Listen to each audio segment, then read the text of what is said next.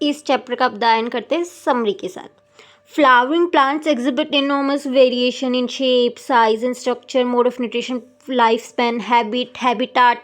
जो flowering plants होते हैं उसमें बहुत वेरिएशन होती है, साइज में, स्ट्रक्चर में, न्यूट्रिशन में, लाइफ स्पैन में। They have well developed root and shoot systems.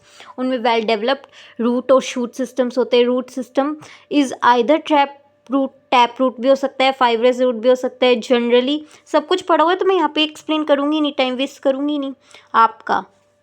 Generally dicot plants have tap roots. Dicot plants में जनरली टैप रूट्स होती है, जबकि मोनोकोट प्लांट्स में फाइब्रस रूट्स होती है। The roots in some plants get modified. कुछ roots some plants में modification of roots सब देखो तभी पढ़ा क्योंकि समरी में मॉडिफिकेशन दिया हुआ है। भले ही एनसीईआरटी में ना दे रखा हो पूरे में अभी इस चैप्टर में, बट समरी में दे रखा है। The roots in some plants get modified for storage of food, mechanical support, respiration में करा था ना, रेस्पिरेशन, राइजोपोरा, सब कुछ याद आ रही है ना, पुराने पाप याद आ रही है ना, मतलब पुरानी यादें ताज़ा हो रही है ना। The shoot system is differentiated into shoot system, stem, leaves, flowers, fruits. जो अबव द ग्राउंड होता है वो सारा शूट सिस्टम होता है, below the ground root system होता है। The morphological features of stems like the presence of nodes and internodes, multicellular hair and positively phototrophic nature help to differentiate the stems from the roots। अब इस line को थोड़ा सा ये अलग आ गई ना, इसको समझते हैं। अब ये क्या कह रहे हैं कि कुछ स्टेम्स के फीचर्स है, जैसे कि लीव, जैसे कि नोट्स का होना, इंटरनोड्स का होना। अब ये रूट्स में तो नहीं होगा। मल्टी सेलुलर हेयर्स का होना, क्योंकि रूट्स में यूनिसेलुलर हेयर्स होते हैं। और पॉजिटिवली फोटोट्रॉफिक नेचर होना, क्योंकि रूट्स क्या कहते हैं, पॉजिटिवली जियोट्रॉफिक और नेगेटिवली फोटोट्रॉफिक। यानी स्टेम्स होती है वो फोटोट्रॉफिक यानी सनलाइट की तरफ ग्रो करते हैं, जबकि रूट्स अपोजिट में जियो ग्रेविटी की तरफ ग्रो करती है।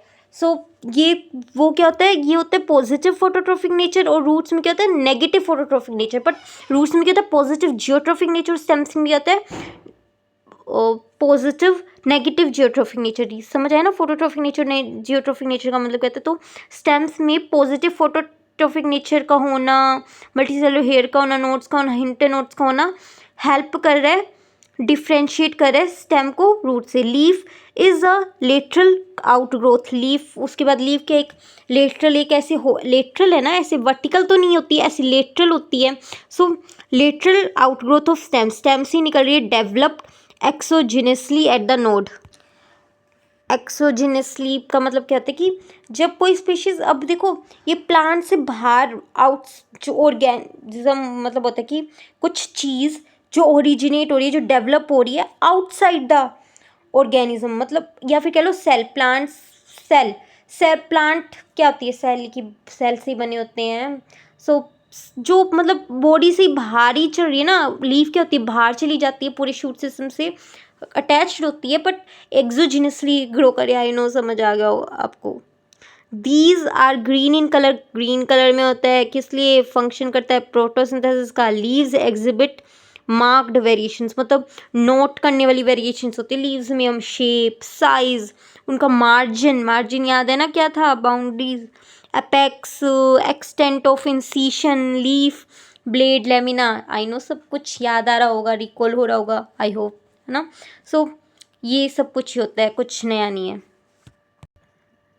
The flower is a modified shoot, modified he shoot थी, मैंने बताया था ना, थैलेमस से सेपल्स, ये सब कुछ लीव के मॉडिफिकेशन होता है। मीन्ट फॉर सेक्शुअल रिप्रोडक्शन, जो सेक्शुअल रिप्रोडक्शन के लिए होता है। The flowers are arranged in different types of inflorescence, flowers जो अरेंज होते हैं वो अलग अलग तरह की इन्फ्लोरेसेंस में अरेंज होते हैं। रेजमोज, साइमोज, याद आ रहा होगा। They exhibit enormous variation, enormous variation है स्ट्रक्चर में, सिमेट्री में, पोजीशन ऑफ ओवेरी में, सब पढ़ा है हमने, इतना बड़ा चैप्टर था ये। In relation to the other parts, arrangement of petals हो, सेपल्स हो, ओफ्यूल्स हो, सब कुछ पढ़ा है। आफ्टर फर्टिलाइजेशन ओवेरी क्या हो जाती है, मॉडिफाइड होती है फ्रूट में, ओव्यूल्स किस में कन्वर्ट होते हैं, सीड में, सब कुछ पढ़ा है, सब कुछ। सीड्स आइदर में भी मोनोकोट हो सकता है, डाइकोट हो सकता है। दे वेरी इन शेप, ये भी शेप में, साइज में।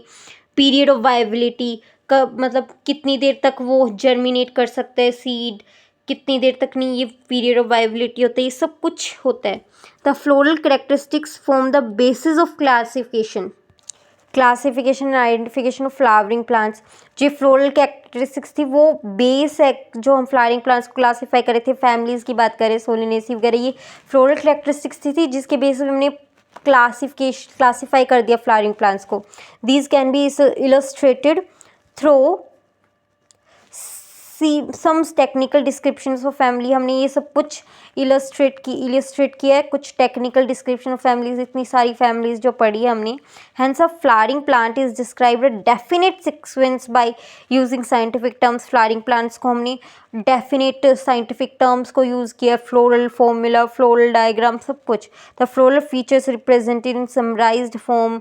फ्लोरल फीचर्स को हमने एक समराइज, एक सार बना दिया फ्लोरल डायग्राम के थ्रू, फ्लोरल फॉर्मूला के थ्रू, ताकि हमें पूरा पूरा पैराग्राफ ना पढ़ना पड़े। तो बस समरी में बस एक ही लाइन, वो भी क्या ही अलग थी, रूट को स्टेम से डिफ्रेंशिएट करें। वहाँ पे नोट करने वाली बात थी मल्टी सेल्यूलर हेयर। यहाँ पर ही मल्टी सेल्यूलर हेयर कि स्टेम से मल्टी सेल्यूलर हेयर होते हैं, पर रूट्स में क्या होता है, एक्सक्लूसिवली यूनिसेलुलर हेयर होते हैं, उनमें मल्टी सेलुलर हेयर नहीं होते। तो ये रूट्स को स्टेम से डिफ्रेंशिएट कर रहे हैं, तो ये स्टेटमेंट में उलझ सकते थे, मैं तो उलझ सकती हूँ अगर ऐसे आ जाए, तो ये ध्यान रखना, ठीक है। सो ये चैप्टर बिल्कुल अच्छे से कंप्लीट हो चुका है।